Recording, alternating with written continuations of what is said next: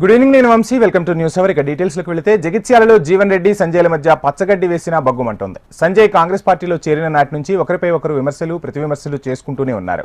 అధిష్టాన బుజ్జగింపులు సైతం ఫలించలేదు.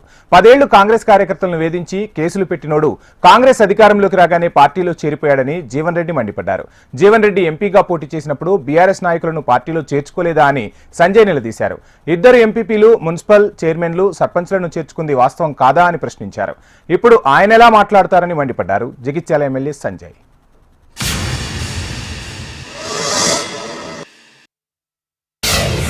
గత దశాబ్ద కాలం ఏ అధికారాన్ని అంటుపెట్టుకొని దౌర్జన్యాలతోని సామాన్య ప్రజానికపై కాంగ్రెస్ పార్టీ కార్యకర్తలపై రాష్ట్రానికి పాల్పడ్డారు.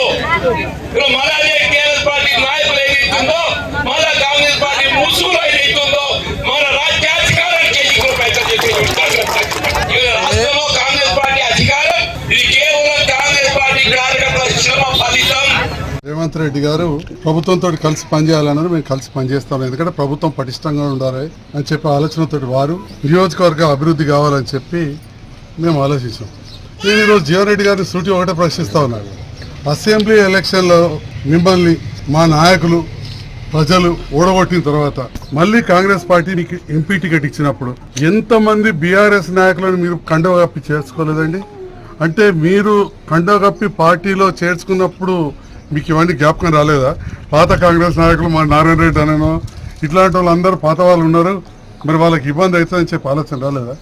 2 ఎంపీపీలను చేసుకున్నారు, మున్సిపల్ చైర్మన్ చేసుకున్నారు, దాదాపు 20 మంది పైన సర్పంచులు మీకు వ్యతిరేకంగా పనిచేసి నాకు పనిచేసిన వాళ్ళను మీరు మీ ఎంపీ ఎలక్షన్లు అప్పుడు చేర్చుకున్నారు, పిఎస్సిఎస్ చైర్మన్లను చేర్చుకున్నారు, డైరెక్టర్లను చేర్చుకున్నారు, ఎంతోమంది వివిధ కుల సంఘాల పెద్దలు చేర్చుకున్నారు.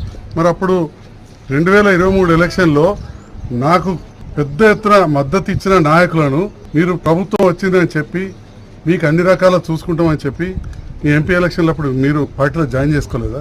మీరు పార్టీలో జాయిన్ చేసుకుంటే ఒకటి, లేదా కొందరికి మరి ఇంకా మేము సభ్యత్వం ఏం తీసుకోలేదు కానీ ప్రభుత్వంతో మమ్మల్ని కలిసి పనిచేస్తే తప్పు అయిపోతుందా? ఇది నేను జీవన్ రెడ్డి గారు సూటిగా ప్రశ్నిస్తున్నా. ఎందుకంత అసహనం వ్యక్తం చేస్తున్నారు పెద్దలు? వారు ఈ వయసులో చాలా, నేను వారికి నీతులు చెప్పాల్సింది కాదు, వారే అన్నారు కొన్ని గ్రామాలలో ఇదే చివరి ఎలక్షన్, వచ్చే ఎలక్షన్ వరకు అని చెప్పి ఇక కొన్ని మాటలు అన్నారు. మరి ఇదే చివరి ఎలక్షన్ అని పోయిన ఎంపీ ఎలక్షన్లు అన్నప్పుడు మున్ముందు పార్టీ బలోపేతంగా ఉండాలని కాంగ్రెస్ అధిష్టానం ఆలోచిస్తుంది. దాంట్లో తప్పేమున్నదని నేను అడుగుతా ఉన్నా.